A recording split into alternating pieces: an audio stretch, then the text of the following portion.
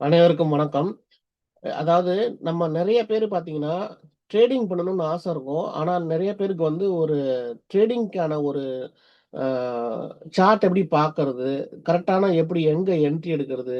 கரெக்ட்டான இடத்த வந்து அடுத்தது எப்படி பிரிடிக்ஷன் பண்றது? அப்படின்ற ஒரு சின்ன அ பயம் இருக்கும். 2வது தெரியாது அவங்களுக்கு. ஸோ அது எப்படி இன்னைக்கு பார்க்கறது? அப்படின்றத பத்தின வீடியோ தான் இது. நீங்க இதுவரைக்கும் அந்த மாரி பார்க்கல. எனக்கு வந்து சும்மா ஏதோ நானு ஆ மேல போனா விப்பேன், கீழ வந்தா வாங்குவேன். அந்த மாரி இருந்தீங்கன்னா, கண்டிப்பா இந்த வீடியோ வந்து நீங்க தெரிஞ்சுக்கணும். வாங்க இப்ப நம்ம அந்த எப்படி பார்க்கறது? என்ன பண்றதுன்றத நான் டீட்டெயிலா உங்களுக்கு சொல்லப் போறேன். இதையும் நீங்களும் பார்த்து கத்துக்கங்க. கத்துக்கிட்டு அதுக்கப்புறம் ட்ரேட் பண்ணுங்க. சரிங்களா? இப்ப வாங்க நம்ம ஆ டைரக்ட்டா பார்க்கலாம். அனலைஸ் பண்ணி எப்படி பண்றது அப்படின்றத, என்ன பேட்டர்ன் உருவாயிருக்கு அப்படின்றதெல்லாம் கண்டுபிடிக்கலாம். சரிங்களா? இப்போ ஆ ஃபர்ஸ்ட்டு நான் வந்து என்ன பண்றேன்னா, இ இப்போதைக்கு நான் நிஃப்டியோட டே டைம் ஃப்ரேம்ல இருக்கக்கூடிய சார்ட் எடுத்து வச்சிருக்கேன். ஸோ பார்த்தீங்கன்னா, இதனுடைய ஹை லெவல் எங்க வரைக்கும் போயிருக்குன்னு பாருங்க. 26,342 இதுதான் எல்லாத்தோட ஹை. இத தாண்டுனா தான் நம்ம வந்து இது பிரேக் அவுட்ன்னு சொல்லுவோம். இந்த இடத்த தாண்டுனா தான் ஹை பிரேக் அவுட். அதாவது அ சொல்லுவோம் இல்லையா? 52 வீக் ஹை பிரேக் அவுட் அந்த மாரிலாம் சொல்லுவோம் இல்லையா? அந்த மாரியான இடத்துல தான் இந்த இடத்துல 3 வாட்டி நமக்கு ரிஜெக்ஷன் கிடைச்சிருக்கு. ஸோ இப்போ நம்ம கண்டிஷன் என்ன? அத மட்டும் பத்தி பேசுவோம். நான் சொல்றது எல்லாமே ஒரு அ உதாரணத்துக்காக தானே தவிர, நாளைக்கு என்ன நடக்க போகுது அப்படின்றத வந்து நாளைக்கு இப்படிதான் நடக்கும் அப்படின்னு சொல்லல. ஸோ இது வந்து ஒரு பிரிடிக்ஷன் எப்படி கண்டுபிடிக்கிறது அப்படின்ற ஒரு காணொளி தான். சரிங்களா? ஸோ பாருங்க என்ன மாரியான ஒரு பேட்டர்ன் உருவாயிருக்கு அப்படின்றத நம்ம தெரிஞ்சுக்கலாம் இந்த வீடியோ மூலமா. ஸோ ஃபர்ஸ்ட்டு வந்து நம்ம எங்கெல்லாம் வந்து கேப் அப் இருக்கு அப்படின்றத ஃபர்ஸ்ட்டு தெரிஞ்சுக்கணும் நீங்க. அப்பதான் உங்களுக்கு புரிதல் ஏற்படும். ஃபர்ஸ்ட்டு பாருங்க, இந்த இடத்துல ஒரு கேப்பு நடந்திருக்கு. கேப் அப் ஆயிருக்கு. ஸோ அந்த கேப் அப்ப இங்க வந்து ஃபில் பண்ணிடுச்சு. அதுக்கேத்த மாரி ஃபில் பண்ணிடுச்சு. கரெக்ட்டுங்களா? அதுக்கப்புறம் பாருங்க, இங்க ஒரு கேப் இருக்கு. கேப் அப் கேப் டவுன்ல ஓப்பன் ஆயிருக்கு. ஸோ இந்த கேப்ப ஃபில் பண்றதுக்கு முன்னாடியே, இந்த இடத்துல வந்து நம்மளுக்கு இன்னும் மேல போகல. ஸோ கண்டிப்பா என்ன ஆகும்? நம்மளுக்கு மேல போகும். இப்ப போகாது. இப்போ போகுமா அப்படின்னு தெரியாது. நாளைக்கே போகுமான்னா சொல்ல முடியாது. பட் இந்த கேப்ப கண்டிப்பா ஃபில் பண்ணும். அதே மாதிரி தான் இங்க ஒரு கேப் இருக்கா? நல்லா கவனிங்க. எங்கெல்லாம் கேப் இருக்கோ அங்கெல்லாம் கவனிங்க. ஸோ ஹிஸ்டரி வந்து திரும்ப திரும்ப நடக்கும்போது, அது வந்து நம்மளுக்கு வந்து காட்டிக் குடுத்துரும். இந்த இடத்துக்கு வந்தா இந்த இடத்துக்கு திரும்பி வரும். எப்படி இருந்தாலும் அப்படின்றத காட்டிக் குடுக்கும். இது வந்து நான் வந்து இண்டெக்ஸ்ல உங்களுக்கு சாம்பிள் காட்டுறேன். இதே தான் ஸ்டாக்ஸ்லயும் நடக்கும். ஸோ சார்ட் பேட்டர்ன் வந்து கண்டுபிடிக்கணும் முதல்ல. அது ரொம்ப ரொம்ப இம்பார்ட்டன்டான விஷயம். இப்ப பாருங்க இங்க ஒரு கேப் அப் ஆயிருக்கு. ஸோ அந்த கேப்ப வந்து பாருங்க, அதே மாரி இங்க பாருங்க 1 எத்தன கேப் அப் அது கேப் அப், கேப் டவுன் 2ம் நடந்திருக்கு பார்த்தீங்களா? இந்த இடங்கள்லலாம் கண்டிப்பா வந்து ஃபில் பண்றதுக்கான சாத்தியக்கூறுகள் இருக்கு அப்படின்றத நீங்க வந்து தெரிஞ்சுக்கணும்.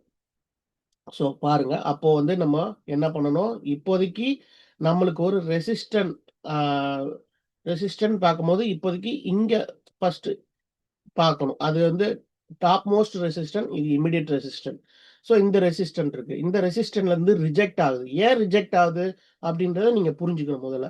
அப்போ ரிஜெக்ட் ஆகுதுன்னா, காரணம் இல்லாம ரிஜெக்ட் ஆவாது. கண்டிப்பா பாருங்க, ஆ இந்த இடத்துல கவனிங்களேன். ஆல்ரெடி இங்கேருந்து ஒரு ஒரு சப்போர்ட் எடுத்து ஏறியிருக்கு. அந்த சப்போர்ட் இங்க என்ன ஆக்ட் ஆகும்னா, அது ரெசிஸ்டன்ட்டா நம்மளுக்கு ஆக்ட் ஆகும். அதே மாரி பாருங்க, இங்க ஒரு சப்போர்ட்லருந்து எடுத்து மேல போயிருக்கு. இந்த சப்போர்ட் தான் நம்மளுக்கு என்ன ஆகும்? ரெசிஸ்டன்ட்டா இந்த இடத்துல ஆக்ட் ஆகும். சாரி. இந்த இடத்துல சப்போர்ட்டா எப்பலாம் ஏறி இருக்கோ, அப்பலாம் மார்க்கெட் வந்து என்ன இருக்கு?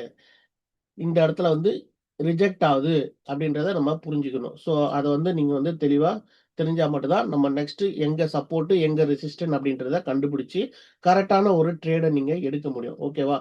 ஸோ அத மட்டும் நீங்க புரிஞ்சுக்கணும் மெயினா. ஆ இப்போ வந்து நான் என்ன பண்றேன்னா, இருங்க இந்த டிராயிங் அழிச்சிடுறேன்.